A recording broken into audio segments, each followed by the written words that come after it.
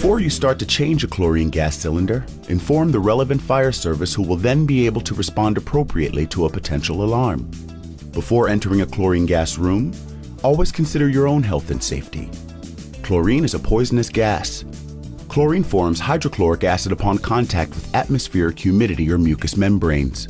Hydrochloric acid can lead to severe chemical burns or even death. Warning instructions located outside the chlorine gas room state that changing cylinders and handling the equipment are dangerous and may only be undertaken by suitably qualified and experienced personnel. Always wear a respirator mask when changing a chlorine gas cylinder. It may save your life in an emergency. The respirator mask is part of your personal protective equipment. In other words, it is marked with your name and must be stored outside the chlorine gas room. First of all, check the filter in the mask and ensure that the filter is still fit for use. If the filter has been in use or storage for more than 6 months, it must not be used under any circumstances. Replace it with a new one. Remove the new filter from the sealed package and label it clearly and permanently with the current date on which it was opened.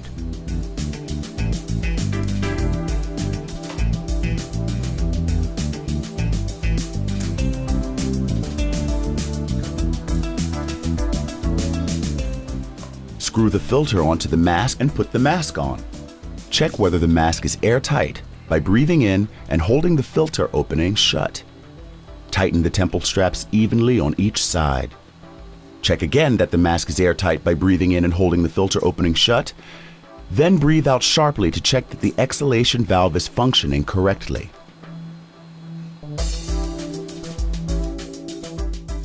Always wear your personal long-sleeved overalls as well as protective gloves, ideally made of natural rubber, and your safety shoes. In the chlorine gas room, previously changed, empty chlorine gas cylinders, and those which are still full are marked accordingly. First of all, determine which of the connected cylinders are to be changed. To do so, check the manometer readings on the cylinder valves and the upstream vacuum safety valves. On a cylinder which is to be replaced, first close the main cylinder valve. The manometer should now indicate 0. Loosen the lock nut on the armature by about half a turn and carry out an ammonia test in close proximity to check for leaks. Hold the ammonia bottle upright and ensure that the ammonia does not come into direct contact with the valve or other components or pipework. This could lead to corrosion and deterioration of the parts. Under no circumstances should you remove the lock nut entirely, as this could prevent it from being tightened quickly and easily in the event of a leak. If there is no chlorine gas escaping, that is, if the ammonia test does not produce a cloud, completely remove the armature from the cylinder and put it in a suitable safe place. For example, a specifically designed wall fitting.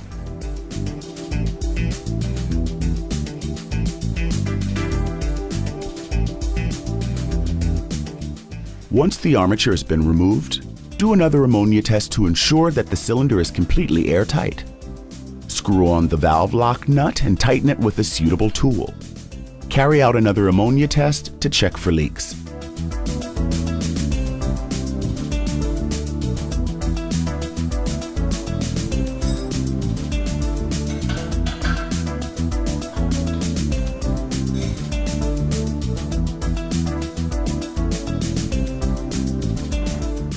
Clean the cylinder thread with a wire brush. Screw the valve protection cap onto the cylinder to protect the cylinder valve during transportation. The valve protection cap must always be screwed on tightly.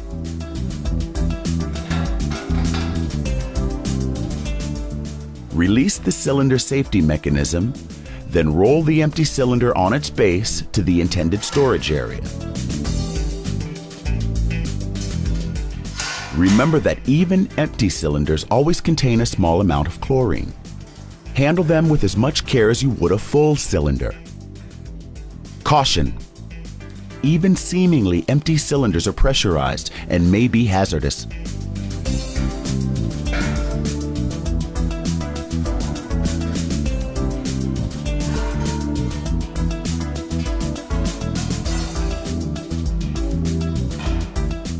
Carefully align and secure the cylinder. Mark the empty cylinder, for example, using a labeled sleeve or a suitable sign.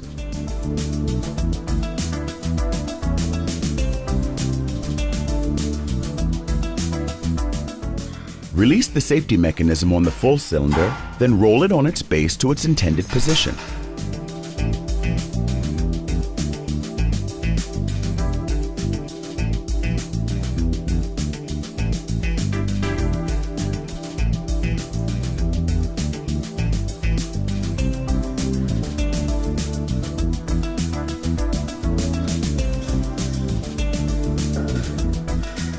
Align the cylinder and secure the cylinder safety mechanism.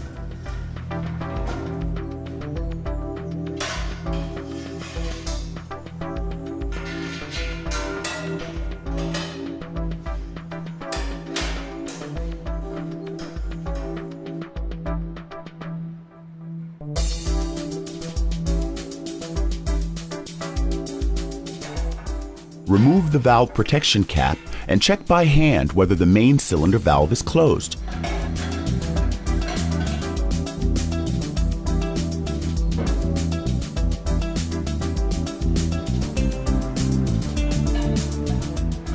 Now open the valve lock nut by about half a turn and carry out an ammonia test. Make sure that the ammonia does not come into direct contact with the valve or other components or pipework. If the ammonia test does not produce a cloud, unscrew the valve lock nut completely.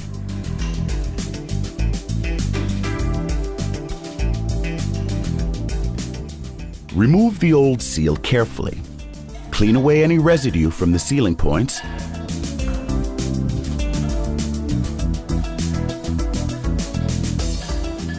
Put a new seal in position and grease both sides with silicone grease.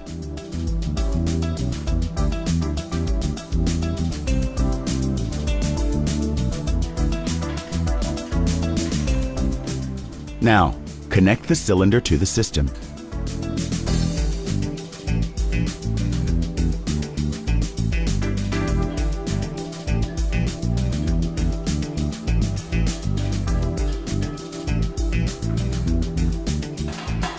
Tighten the lock nut with a suitable tool.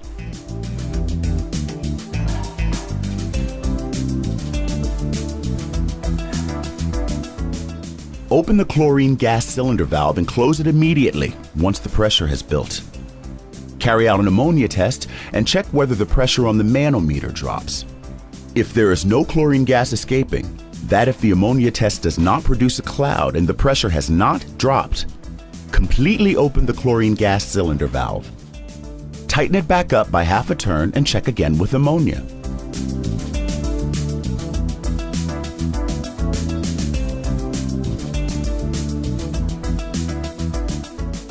Then, label the new cylinder indicating the date on which it was connected.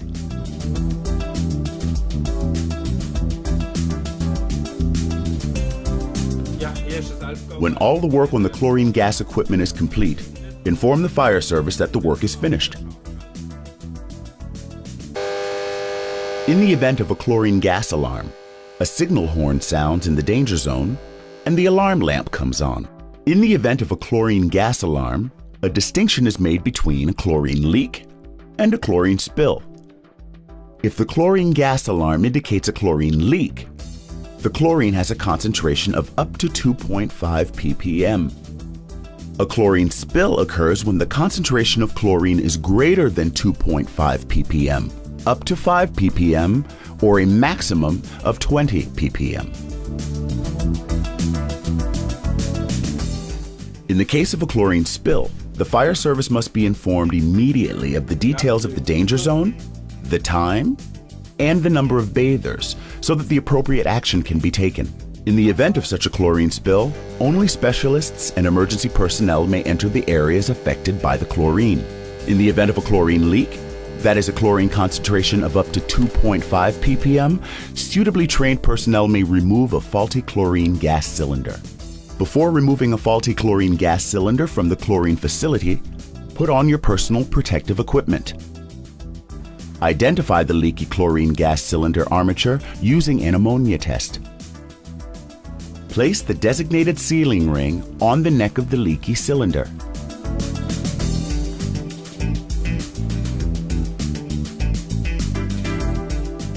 Screw the red emergency valve protection cap onto the cylinder thread.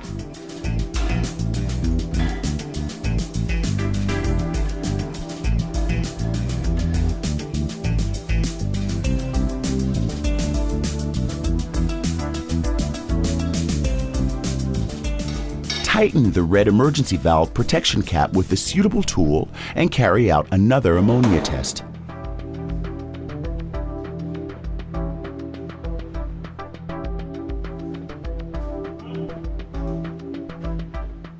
Leave the chlorine gas room and open the hand valve for the sprinkler system.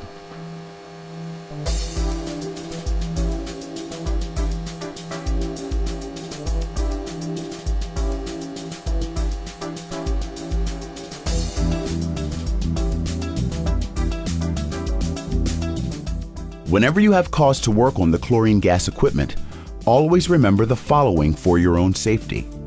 Chlorine is a poisonous gas which can be lethal when inhaled. Only suitably trained and experienced personnel wearing appropriate protective clothing are permitted to enter the chlorine gas room. To prepare for the worst case scenario, read the first aid notice regarding chlorine gas poisoning accidents. This notice can be found on all outer doors of a chlorine gas room. For your own safety, you must always put on a respirator mask, long-sleeved overalls and gloves in a designated area before changing a chlorine gas cylinder. To ensure that no chlorine enters the drainage system, the water drain in the chlorine gas room must be refilled to the brim with water on a regular basis and before a chlorine gas cylinder is changed. Safety features of a chlorine gas room: the safety marking on the outer door, the water drain filled to the brim with water, the heating system in the chlorine gas room, checked for functionality in order to guarantee a minimum temperature during operation in winter, the chlorine gas sensor with a signal line to an external chlorine gas warning device, the sprinkler system for washing away any released chlorine gas, tools and aids which should be kept close at hand, marker pen for permanently labeling the filter on a respirator mask, sufficient ammonia for the ammonia test, chalk marker for labeling the newly connected chlorine gas cylinder, hammer, suitable spanners, seals for valve lock nuts, silicone grease, sealing rings for the valve protection caps, red emergency valve protection cap.